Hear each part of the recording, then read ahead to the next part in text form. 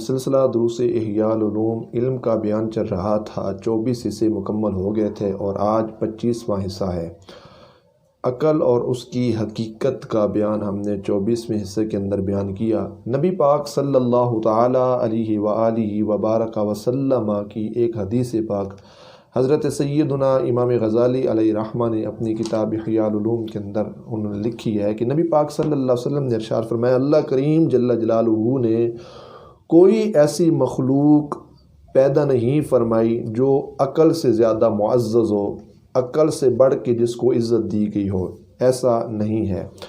اور ایک روایت میں نبی پاک صلی اللہ تعالی علیہ وآلہ وبارک وسلم ارشاد فرماتے ہیں کہ جب لوگوں کو مختلف نیکیوں اور اعمال صالحہ کے ذریعے اللہ رب العزت جل جلالہ کا قرب حاصل ہوگا، وہ اللہ کے قریب ہوں گے، اللہ کی رحمت ان کے قریب ہوگی، تو نبی پاک علیہ الصلوۃ والسلام نے ارشاد فرمایا تو وہ عقل کے ذریعے جو ہے یہ عقل ایک وسیلہ بنے گی اللہ کریم جل جلالہ کے قرب کا، اس کی رحمت اس بندے کے نزدیک جو جائے گی وہ عقل جو ہے اس کا ایک وسیلہ بنے گی، عقل کے ذریعے وہ اللہ کا قرب حاصل کریں گے۔ اور رسول اللہ صلی اللہ تعالی علیہ وآلہ وبارک وسلم نے حضرت سیدنا ابو درداء رضی اللہ تعالی عنہ سے جو کچھ فرمایا اس سے بھی یہی مراد ہے کہ نبی پاک علیہ الصلوۃ والسلام نے حضرت سیدنا ابو درداء رضی اللہ تعالی عنہ کو اپنی عقل سمجھداری میں اضافہ کے لحاظ سے فرمایا کہ اللہ کے ہاں زیادہ مقرب بن جاؤ گے۔ اور اس میں کیا تھا کہ انہوں نے عرض کی، یا رسول اللہ صلی اللہ علیہ وسلم، میرے ماں باپ آپ پر قربان ہو جائیں، میں ایسے کیسے کر سکتا ہوں کہ عقل جو ہے وہ سمجھداری کے اندر اضافہ ہو جائے، عقل پختہ ہو جائے، عقل کے اندر تقویت آ جائے اور پھر میں اللہ کے قریب بھی ہو جاؤں، اللہ کی رحمت قریب ہو جائے، اللہ کی ذات کا قرب نصیب ہو جائے۔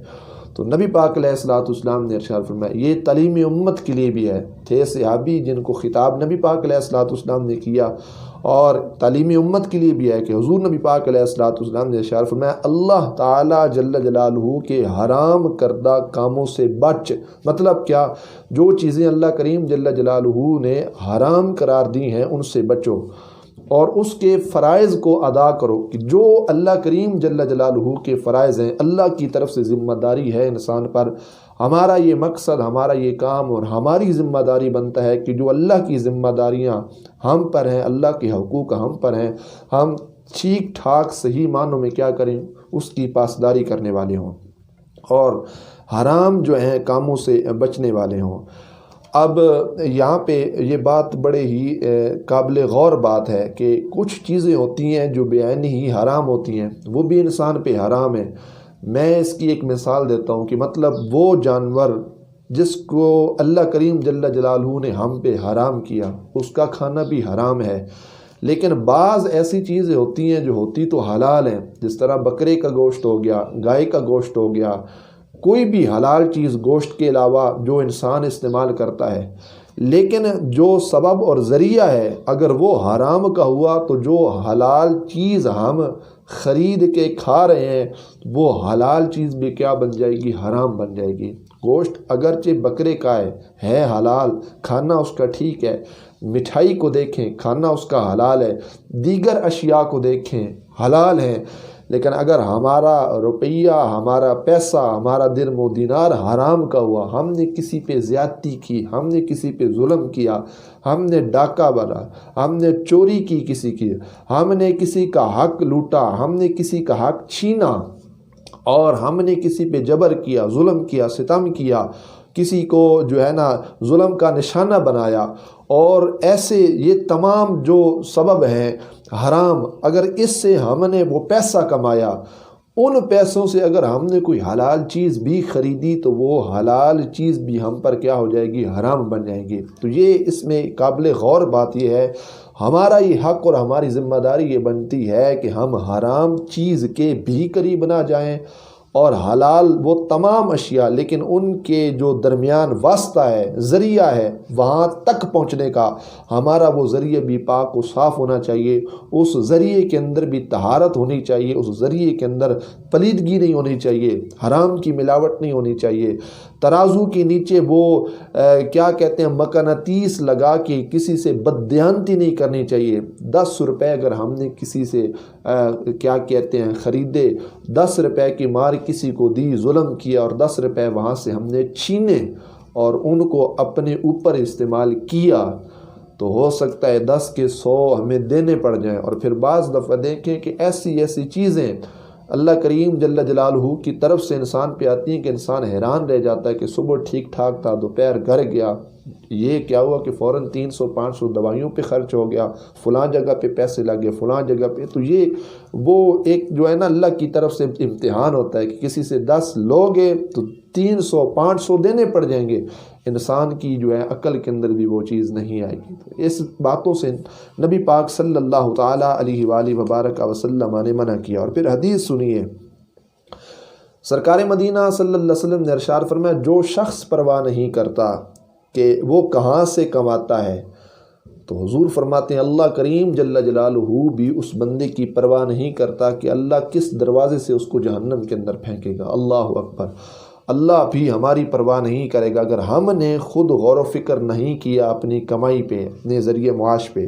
اور سرکار فرماتے ہیں عبادت کے 9 حصے ہیں، سرکار فرماتے ہیں عبادت کے 10 حصے ہیں، 9 حصے رزق حلال کی طلب کے اندر اللہ کریم نے رکھے ہیں، رزق حلال کھانا، اور 1 حصہ جو ہے وہ باقی ہے۔ تو ہماری 9 حصے عبادت کا، وہ جو ہم عبادت کرتے ہیں ان میں 9 حصے تو صرف رزق حلال میں ہیں۔ معاذ اللہ اگر ہم نے وہ حرام کوئی چیز کھائی پی یا حرام کا کام ہم نے کیا تو یہ 9 حصے عبادت کے وہ تو ضائع ہو جائیں گے۔ تو اللہ کریم ہمیں اس سے بھی محفوظ فرمائے کہ ہم حرام کے لقموں کے نزدیک نہ جائیں۔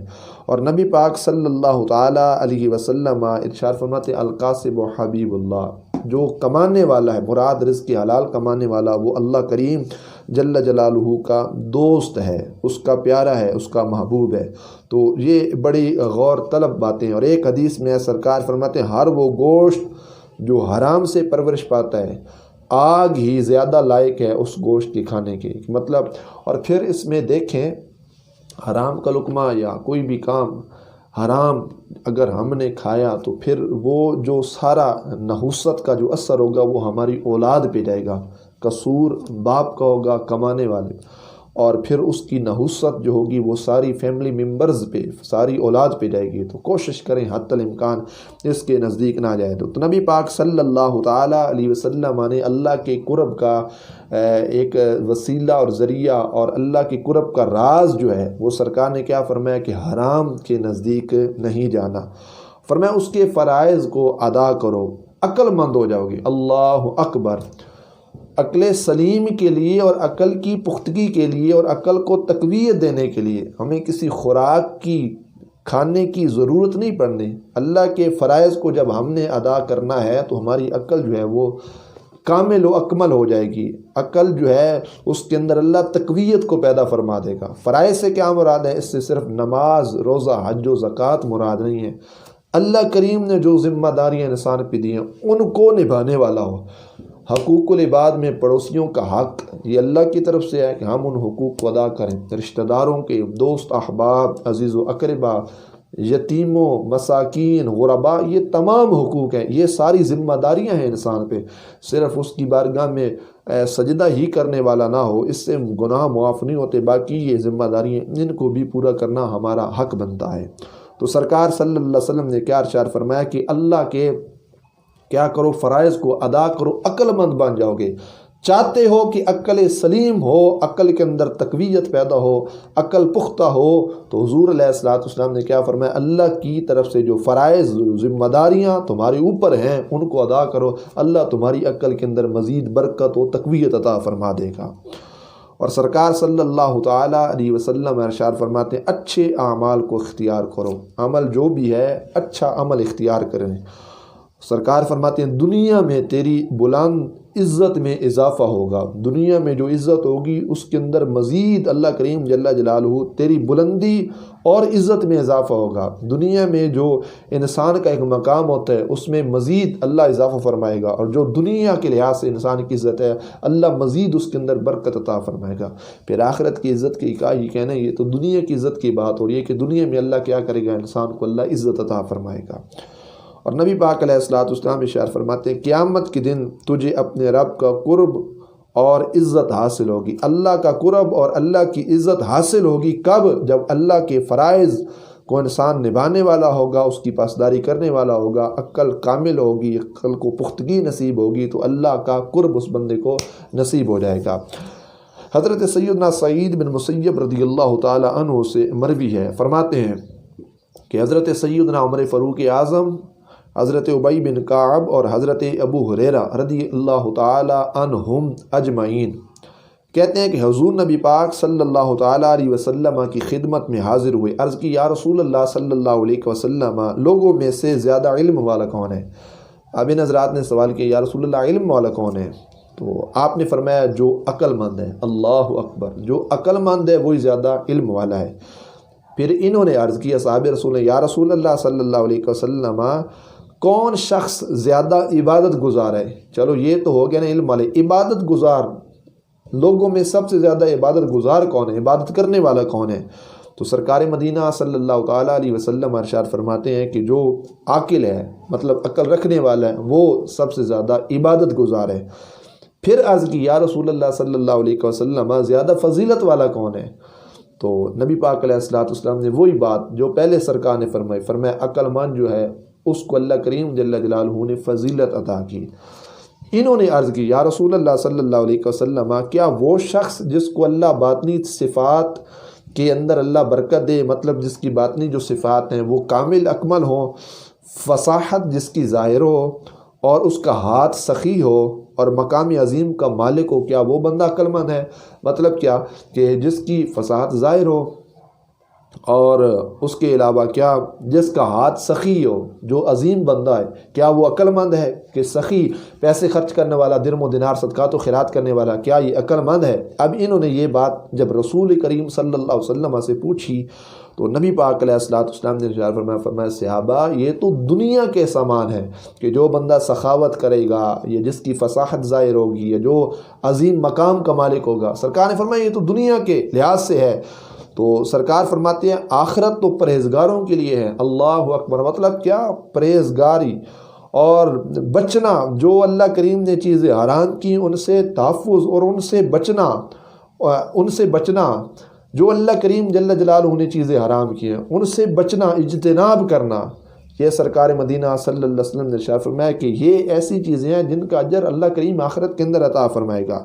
تو سرکار فرماتے ہیں عقل مند وہ ہے جو متقی ہے، جو اللہ سے ڈرنے والا ہے، اس کا خوف رکھنے والا ہے، وہ بندہ سرکار نے فرمایا عقل مند ہے۔ سرکار فرماتے ہیں اگرچہ دنیا میں وہ بظاہر ذلیل و رسوا ہی کیوں نہ ہو، بندہ متقی ہو، اگرچہ دنیا والے اس کا مذاق ہی کیوں نہ اڑاتے رہیں، دنیا میں وہ ذلیل ہی کیوں نہ ہوتا رہو، سرکار فرماتے ہیں آخرت تو پھر انہی کے لیے ہے نا۔ دنیا میں جو کچھ لوگوں نے کرنا ہے کرتے رہے، آخرت میں انعام و اکرام تو اللہ کریم جل جلالہ تو انہی کو عطا فرمائے گا نا جو اللہ سے خوف رکھنے والے ہیں اللہ، اور یہی جو اللہ سے ڈرنے والے ہیں یہی عقل مند ہیں۔ آگے ایک اور حدیث میں حضور نبی پاک صلی اللہ علیہ وسلم نے ارشاد فرمایا کہ عاقل کون ہے، عقل رکھنے والا، عقل مند کون ہے؟ فرماتے ہیں کہ جو اللہ کریم جل جلالہ پر ایمان لایا، اس کے رسولوں کی تصدیق کی اور اللہ کی اس کی فرمانبرداری کی، تو وہ شخص کیا ہے؟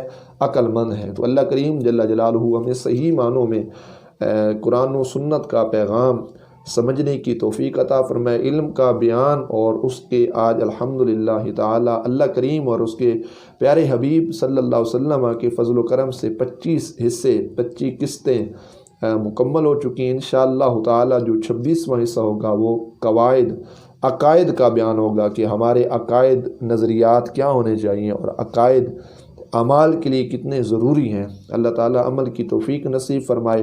وآخر دعوانا ان الحمدللہ رب العالمین۔